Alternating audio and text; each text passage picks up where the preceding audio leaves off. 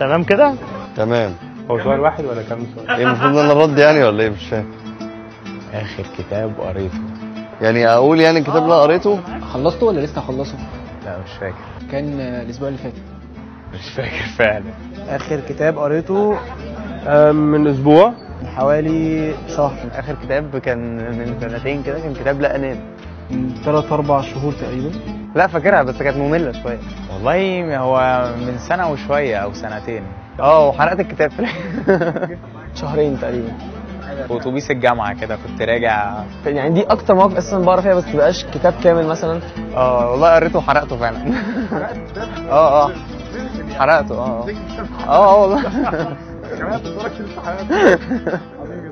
وده اللي خلاك ما تقراش تاني ولا؟ ما فيش وقت بقى، خلاص دخلنا الجامعه وكده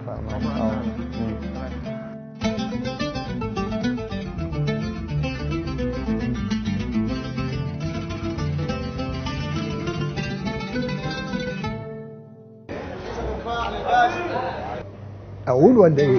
داير ولا ايه؟ انت هتمنتجه طبعا. شغال صح؟ تمام. هنلخبط بتاع ما يعني يلا يا عم. انا متفائل. اولا الناس ابتدت ترجع تاني للكتب، وبشوف ان الكتاب الان ينتعش وسط التلفزيون والنت. الجيل الجديد كله النت، معتمد على النت. ده كويس جدا، بس لازم يبقى فيه جورنال، لازم يبقى فيه كتاب. في نقطة مهمة جدا، ان الكتاب والقراءة هم اللي بيعملوا الثقافة. النت بتوفر معلومات كتيرة جدا. فرق بين المعرفة والثقافة. الاهم بقى ان انت مش قادر توصل عاده القرايه للشباب. يمكن احنا كشعب شويه احنا عايزين نتثقف وعايزين نعمل كل حاجه، بس عايزين كل حاجه تجيلنا. الناس بقت تستسهل، هو كل حاجه فيها استسهال وخصوصا القرايه يعني. محدش عايز يروح يشتري كتاب من مكتبه. يعني الناس ما بقتش تعتمد على الكتاب وكده، لا تعتمد ان في شخص هيقول لها او هيقول له الكلام ده، مش هقعد اقرا، لسه هقعد اخد كتاب واشتري الكتاب واقعد افر واقرا دي تعجبني النقطه. لا عايز لا كتاب في البيت ممكن يقراه، حد من اصحابه قال له الكتاب ده حلو خد اقراه يقراه كده. يعني الناس عايزه ان حد يزقهم شويه. تركب مترو تلاقي كل بيقروا مين؟ اجانب، اللي هو يعني واحد اتنين في عجب، فتلاقي كل الناس بتبص له اللي هو ايه ده، فاهم؟ مين اللي بيقرا ده؟ يا لسه يا عم احنا في 2010. انا اتعلمت شغلانتي من الكتب، وتعلمت الاخراج من الكتب، وتعلمت السيناريو من الكتب. جبت الكتب اللي بتتباع بره اللي هم بيدرسوا بيها وقريتها لوحدي. اللي بيقروا، اللي مواظبين على كده وليهم وقت بيقروا فيه وليهم كتب بيحبوا يقروها، مثلا ما يعدوش 10% من الاجمالي. مصر تستحق انه لا نقول انه يكون معدل القراءه عندنا ليس اقل من اي دوله غربيه. فاحنا عايزين نعلى بالنسبه دي اكتر بكتير جدا جدا. وده حاجه انا عشان كده بيشرفني جدا جدا مشروع الف بوك ستورز بكل تفاصيله.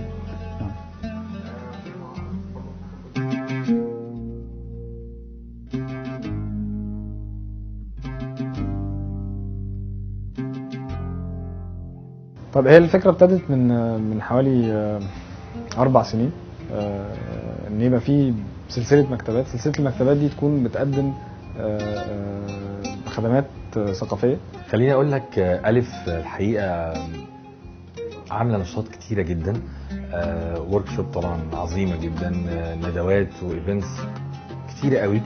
بيبقى في جو حميمي وشكل مختلف شويه للايفنت، وده بشهاده ناس كتيره جدا. ابتدينا اول فرع في المرغني، ده كان يوم 5/7/2009 10 20 كام؟ لا مش 20 طبعا. فتحنا بعديها فرع في الرحاب، فتحنا بعديها فرع في الزمالك، وحاليا بنفتح فروع في المعادي وفي اسكندريه وفي مول العرب. احنا اتربينا دايما واحنا صغيرين في المدرسه وفي الجامعه وفي حاجات كتير ان الكتاب ده مصدر للقلق ومصدر للازعاج يعني كلنا كنا ما بنحبش الكتاب، يمكن عشان المدرسه كان ليها احمال كتير. فدي من ضمن الحاجات اللي احنا نفسنا تتغير، الناس تحب الكتاب. يعني ان هو يحصل كسر حاجز النفسي بين الناس وبين الكتاب. من تجربتنا على مدار السنه و3 اشهر اللي فاتوا الحقيقه عملنا فيها شغل كويس، لكن كان حاسين برضو ان الناس اللي بتيجي هنا هي الناس اللي بتقرا. فعلشان نعمل كده احنا لازم نتحرك للناس بره، مش هينفع افضل قاعد جوه ومستني لما الناس تيجي عشان تبتدي ان هي تشارك يا اما في الفعاليات يا اما تشتري كتاب. فالهاجس بتاع ان احنا نوصل لاكتر الناس اللي هم كتير قوي اللي في الشارع، اللي ما بيحبوش يقروا، اللي ما تعودوش ان هم يقروا، الحقيقه شغلتنا كتير قوي. وطلعت لنا الحمد لله مجموعه كبيره من الافكار، يمكن 15 او 20 فكره، لغايه لما قدرنا نوصل لفكره التاكسي. هو قال لي ان يعني هيبقى في حاجه لها علاقه بالتاكسي، فانت اشرح لي الموضوع. كان التاكسي بعد الاحلال والتجديد كانت حاجه لطيفه جدا. ابتدينا بالتاكسيات البيضاء معظمها مكيفه، فتبقى قافل الشبابيك ومشغل التكييف. في مسافه، سواء كانت المسافه دي ممكن تكون المسافه ما بين مكان ومكان، او ممكن تكون مسافه في الوقفه في الزحمه نفسها. وقلنا نعمل مكتبه شكلها لطيف، شكلها محترم، نحط فيها مجموعه كتب بسيطه قوي، كتب خفيفه وصغيره، ممكن تقراها في نص ساعه، في ساعه، ممكن تقرا منها جزء تكمله بعدين. بالعكس انت ممكن تقرا جزء من الكتاب حتى لو مش هتلحق تكمله كله في التاكسي، لا تقرا منه 20 30 صفحه، ولما تنزل ممكن الكتاب يعجبك بعد كده تشتريه. وبدانا نعيش رحله البحث عن التاكسي. يعني الراكب، في راكب عندي ما بيرضاش يسمع تسجيل، يسمع دوشه الدماغ. الطريق بيبقى زحمه، طرق على طول بتبقى زحمه، يعني من اسهل ما يمكن ان هو يطلع كتاب ويقرا ويعني مش هيحس بتعب المشوار بتاعه، ولا هيحس ان هو ما استفادش. لو ركبت تاكسي لقيت في كتب يعني هو اول حاجه انا هستغرب حاجه بصراحه مش طبيعيه. هي هتبقى حاجه غريبه طبعا اول مره اشوفها يعني. استغرابا ان التاكسي حاطط كتب اساسا، وممكن اشوفه حاطط كتب ايه. لا مش هقرا، لا يعني اكيد هيكون عندي الفضول ان انا ادعبس اشوف الكتب دي فيها ايه يعني، ولو لقيت كتاب حلو اكيد هقراه يعني. والله ممكن. لا يعني عارف، هو لو في DVD فاهم ومثلا فاتحين ميلودي هيتس ولا حاجه هيبقى الموضوع لذ بكتير. بس هي هتبقى مسليه للمسافات الطويله يعني. رد فعلي ان اكيد فضولي هياكلني ان انا اشوف ايه الحاجات اللي ممكن سواق تاكسي يحطها في التاكسي يعني. يعني اما سواق تاكسي حاطط كتب يعني ما اقراش منها ليه يعني؟ يعني بدل ما عاده الناس بتقعد في تاكسي ممكن تلاقيه بيسمع في MP3 بيتكلم مع التاكسي مع السواق بتاع التاكسي في حاجات ملهاش لازمه، بس الكتاب ممكن يفرق معاه. حتى الناس اللي ما بتقراش هو لما يشوف الكتاب لا ممكن يبقى عنده فضول حتى ان هو طب ده بيقول ايه، طب ده بيعمل ايه. فهي فكره اعتقد ان هي تستحق حتى التجربه، وهتعدي مرحله التجربه بكتير ان شاء الله يعني. ان الانسان اذا ما كانش صاحب فكره وصاحب ابداع وصاحب تجديد عمره ما هيتقدم. انا شايف الفكره بتاعت الف دي بصراحه عبقريه، فكره جديده جدا يعني مش شفتهاش في اي حته في العالم، ملفته جدا لاي واحد ان يبقى عنده فضول انه يمسك كتاب يبص. انا شفت في لاس فيجاس ان هم بيحطوا مكنه قمار جوه التاكسي، لكن ما شفتش حد بيحط كتاب جوه التاكسي. لو انت شغال في حته بعيده شويه عن بيتك تلاقي نفسك بتضيع 3 4 ساعات في اليوم رايح جاي من الشغل. 3 4 ساعات في اليوم دول يعني تقريبا ربع يومك اللي انت صاحي فيه. فممكن تكتشف ان انت لما عشت حياتك وانت عندك 60 سنه تكتشف انك ضيعت حوالي 10 سنين بس في الطريق ما عملتش اي حاجه. سواء بقى يقعد يتكلم معايا بقى ونقعد نحكي واولاده، فاللي هو في حاجه بقى هتشغلني، فاللي هو معايا كتاب معايا حاجه. فانبسطت جدا جدا وعجبتني الفكره، وبدات افكر ازاي ننجحها بقى. يعني انا حسيت ان انا جزء منكم بقى، هننجحها ازاي.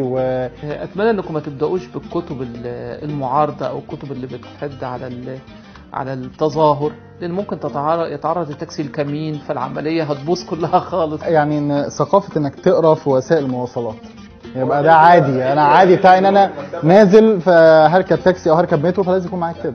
لحد ما نجر رجل الناس بس ان هم يقروا، مجرد انهم يمسكوا كتاب ده حاجه هايله. تحط الكتاب في طريق القارئ يعني انت في النهايه تريد ان تجعل من هذا المشروع عاده سلوكيه. اذا كان التاكسي فكره الكتاب اللي في التاكسي هتخليه يعتاد فكره القرايه على الاقل القتل الملل تبقى كفايه قوي عليها. تنجح في مصر لو اتعمل لها سيستم كويس وتأمن على الكتب. لازم تاخدوا بالكم بس ما حدش ياخد الكتاب وهو نازل. دي اللي لازم تاخدوا بالكم منها. اعتقد الموضوع لازم يطلع من المجتمع نفسه مش من الحكومه، يعني لازم حد مثلا ليه ما حدش يطلع مبادره ان احنا نتبرع بكتابك اللي ما بتقراهوش عشان حد غيرك يقراه في التاكسي. ان الناس نفسها تبدا تشارك في مشروع زي ده وتبدا تحط الكتب بتاعتها في التكاسي، تبدا تحط الكتب بتاعتها تتبرع بكتبها اللي هم خلاص قروها ومش هيقروها تاني. هيحصل فرز ونتبرع بالكتب دي، ده هيبقى شيء جميل جدا.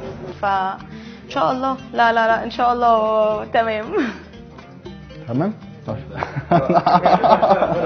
حلو. تمام جدا.